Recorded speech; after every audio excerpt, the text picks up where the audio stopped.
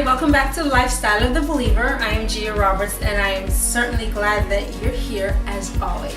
Today is a very special taping because I have with me my very dear sister, Carrie Roberts, and she has agreed to be on with us, and we're just going to be talking and kind of having a conversation. But as you can tell from the title of our videos today, we're talking about best mistakes and best advice. So Carrie's going to be telling you some of her best mistakes. I'm going to be giving you some of the best advice that I've gotten over the years, and hopefully by the end of all of this, you would have received something that you could take with you in your bag of tricks that you can use to minister to somebody, to help somebody, and something that maybe you'll hear something that you can share with someone. Feel free to share this video with someone, and let's hope that it benefits someone. So this is my sister Carrie, and she's here with us, and I'm so glad that you're here, Carrie. Thank you for having me. I feel special that you're here. And so you're going to start by telling us about a best mistake. Okay. All right. Well, hello everybody. I guess my best mistake, when I was thinking about it, it was when I was in college, and I basically I made the mistake of having sex before I was married, and I know that that's something that a lot of people may not talk about or may not want to talk about, but it happens with young people. And I had just recently got saved, and how many of y'all know that when you get saved, you're not perfect, you're not mistakeless, which is kind of a misconception that I had, was that things were going to be peaches and cream, and it's really not. However, that was a mistake I made, but God just turned it around. Oh my gosh. I got pregnant, and through that, God just gave me such a bundle of joy, who has grown into this beautiful young lady. Oh my gosh, she's amazing, and she's 14 now. But it was something that I say, looking back on that now, like I was really at a low point, because it was one of those things that I felt like, how could I make this mistake?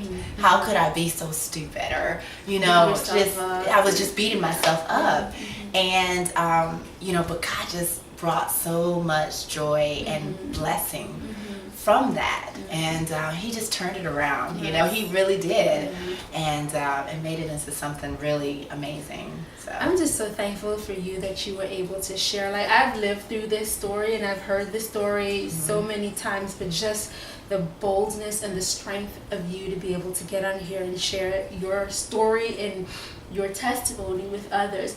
And I think more than anything else, it's kind of one of those things where people know that no matter where you are, no matter what you've done, no matter how you said, like you feel bad and you beat yourself up, that God can still use you. He can still bring something wonderful. So we're not condoning you to go out and do whatever you want to do, but what we're here to say is that if right now you're in that place in this moment, that it is not the end of the world. Like, and He can bring you out. He can bring you out. So thank you so much for sharing that. Really appreciate that. I'm going to tell you about a best advice that I received. I've received so much advice over the years in my life, but this advice was just recently. I attended a high fashion brunch hosted by extraordinary ladies, and the young lady that was the guest speaker, I believe her name was Sandra. Please forgive me if I mess up your name, but I believe her name was Sandra. A young lady, and the power that she spoke with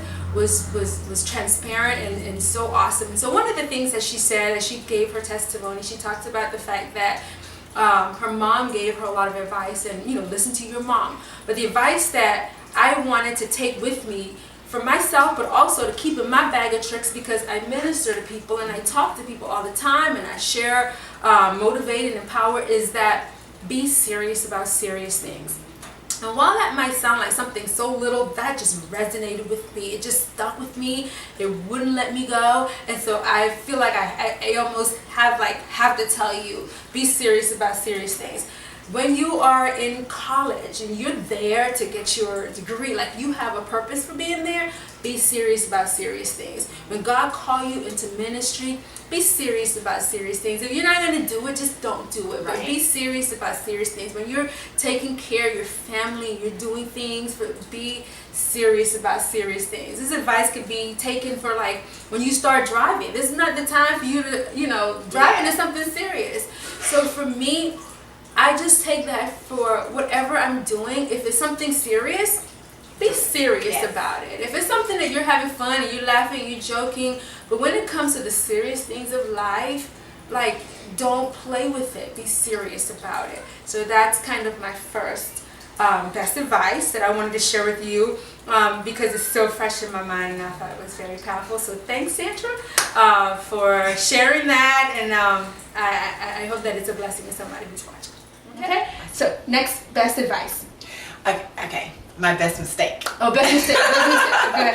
All right.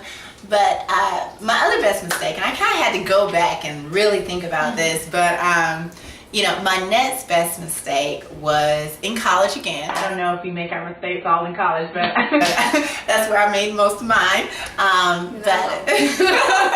But basically, I think I was junior in college at UF, and I took the LSAT because I had wanted to be an attorney since I was in second grade. I had my mind made up. I had my plan set. I don't know if anybody's out there like me, but I was just determined that is what I was going to do. And I took the LSAT and I did make the score that I wanted or that I needed. I think it was okay, but for the college that I wanted to go into and everything like that, it was not good enough. And so I was bummed about that. I was very disappointed, and I had made a decision that I was going to take it again because I'm not a quitter. And I was just like, I'm going to take it again, no problem.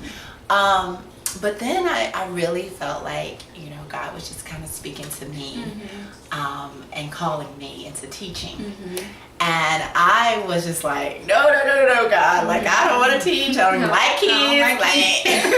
That's not me. I was just like, the devil, I'm going to teach it, And so I went to this brunch with, I was a senator at UF, and with the president of the university, and some other individuals were there.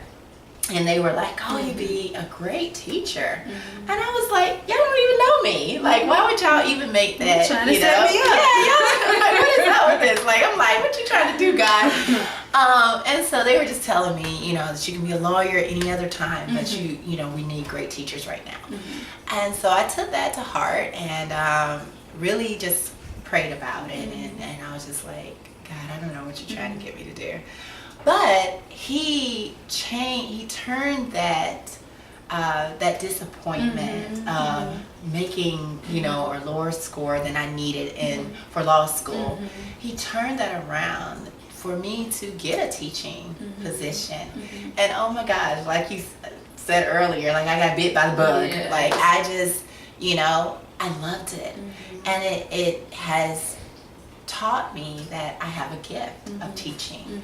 Like I love to change the mindset of young individuals, older individuals, just changing their mindset about who they are and the life they could do. The possibilities is endless. Big girl. When you when you change someone's mindset, it's almost like teaching them how to fish instead of just giving them a meal of fish. You can change their lives.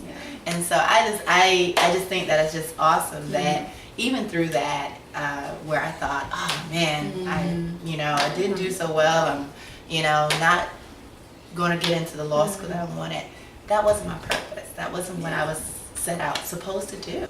And you know what? Some people search their whole lives and never find their purpose. Right. So even in that disappointment, we have to be thankful that you were able to find purpose Right. in that. And I'm just amazed at how God is able to take our disappointments and turn it around and use it for our Right. good. And not just for our good, but in order to bless somebody else. Like, just think about it. Your disappointment of not getting the score that you want on the LSAT, not only were you blessed by it, that God turned it around for you, Right. turned that situation, but every student, every kid that you Yes. come in contact with, because you're the real deal, like you're really passionate about Right. it, and you know you're not doing it for the money. Can I tell you? You're not doing it for the money, but you're doing it because you know that you can be an agent of change. Yes. You literally put your fingerprints into the future Right. when you teach children. Right. So thank you for sharing that.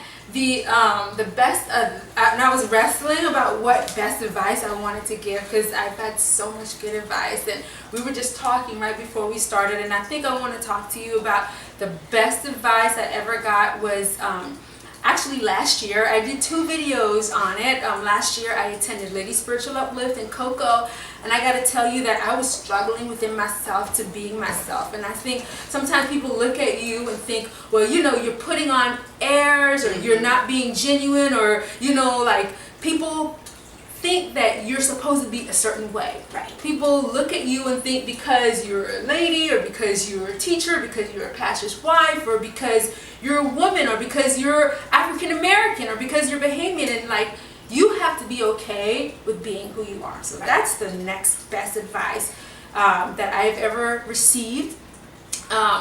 Is be you, like be yourself. I have a mug that says "Be You" on it, just to remind me every day when I drink my coffee. Be you. And it's okay if people don't like who you are. It's okay if people can't accept who you are. But at the end of the day, you have to be able to sleep. You have to be able to rest, and you have to be able to know that I was true to me. I was genuine to me. So it doesn't matter who accepts you and who likes you and who be you. Be free to be who you are. You don't have to turn into someone else because you are in a different environment, or because you're around different people. When you walk into a room, the you that you are should be like, she here. Like she's here, she's in the room, and you should be okay with that. And that's important. And I'm telling you, like every day I deal with it, and every day I remind myself, be you, Gia. Be you, because you're the only you that this world is. There may be other Gias, but you're the only you. Right. So I want you to just be you. Like if you feel like somebody is pigeonholing you into something that you just can't live up to, it's okay to be you. It's okay to be you every day of your life. So those are the 2 pieces of advice and best mistakes. And what we want you to get from this is that there are things that happen in your life that no matter who you are or where you are, like God knows exactly what He's doing. And even when it's a mistake that you make, you still put it in His hands, and He still says, look, I see you. I love you, and I'm yours. You're mine, and I'm never leaving you. I'll never leave you, never forsake you, no matter where you are. And then as you go through your life, find that advice that somebody gives you, and then share it with somebody else. Because we get advice all the time that, you know, is important and it's good for us. So those are the 2 pieces of advice and best mistakes. And what we want you to get from this is that there are things that happen in your life that no matter who you are or where you are, like God knows exactly what He's doing. And even when it's a mistake that you make, you still put it in His hands, and He still says, look, I see you. I love you, and I'm yours. You're mine, and I'm never leaving you. I'll never leave you, never forsake you, no matter where you are. And then as you go through your life, find that advice that somebody gives you, and then share it with somebody else. As always, I encourage you to check us out on social media. Check us out on Facebook, Lifestyle of the Believer. We're Lifestyle of the Believer on Instagram as well. Visit our website, lifestyleofthebeliever.org. And of course, watch our videos on YouTube. Okay? Thank you so much for joining us. As always, I'm Gia Roberts, and this Carrie Roberts. and we are all about that life, and that is The Lifestyle of the Believer. Thank you so much. See you next time. Bye-bye.